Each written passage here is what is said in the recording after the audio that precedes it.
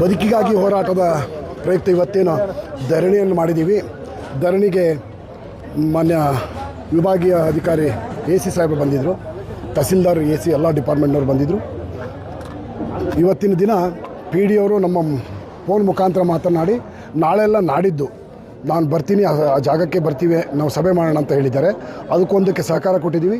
ಹಾಗೆ ಇಲ್ಲಿ ಓಡಾಡುವಂಥ ಬಸ್ಗಳನ್ನ ಡೈವರ್ಟ್ ಮಾಡಿ ಬೇರೆ ರೋಡ್ಗೆ ಮಾಡಿಕೊಡ್ರಿ ಅಂತ ಹೇಳಿದ್ದೀವಿ. ಬಸ್ಸು ಮತ್ತು ಏನು ಪ್ರೈವೇಟ್ ಬಸ್ಗಳು ರಾತ್ರಿ ಬರುವಂಥದ್ದಿರಲಿ, ಮತ್ತೇನು 10 ವೀಲು ಏನು ಕ್ರೆಷರಿಂದ ಏನು ತರ್ತಾರಲ್ಲ ಜಲ್ಲಿ ಕಲ್ಲಿನ ಟಿಪ್ಪರ್ಗಳು, ಅವನ್ನೆಲ್ಲ ಕೂಡ ಬಂದ್ ಮಾಡಲಿಕ್ಕೆ ಹೇಳಿದ್ವಿ. ಅದಕ್ಕೂ ಕೂಡ ಸಮ್ಮತಿಯನ್ನು ಒಪ್ಪಿಸಿದ್ದಾರೆ.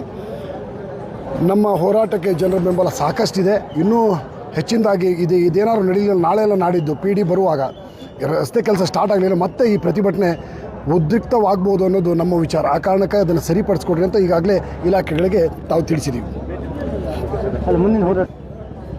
ನಾಳೆಲ್ಲ ನಾಡಿದ್ದು PD ಬರ್ತಾರಂತೆ. PD ಬಂದು ಅವರ ಕೆಲಸವನ್ನು ಪ್ರಗತಿ ಸ್ಟಾರ್ಟ್ ಮಾಡ್ತೀವಿ, ಇವತ್ತಿಂದಲೇ ಸ್ಟಾರ್ಟ್ ಮಾಡ್ತೀವಿ ಅಂದಿದ್ದಾರೆ. ಅದಕ್ಕೆ ಅವರಿಗೆ ನಮ್ಮ ತಾಳ್ಮೆಯನ್ನು ನಾವು ತೊಗೊಂಡಿದ್ದೀವಿ ಇವತ್ತು 2 ದಿನಕ್ಕೆ.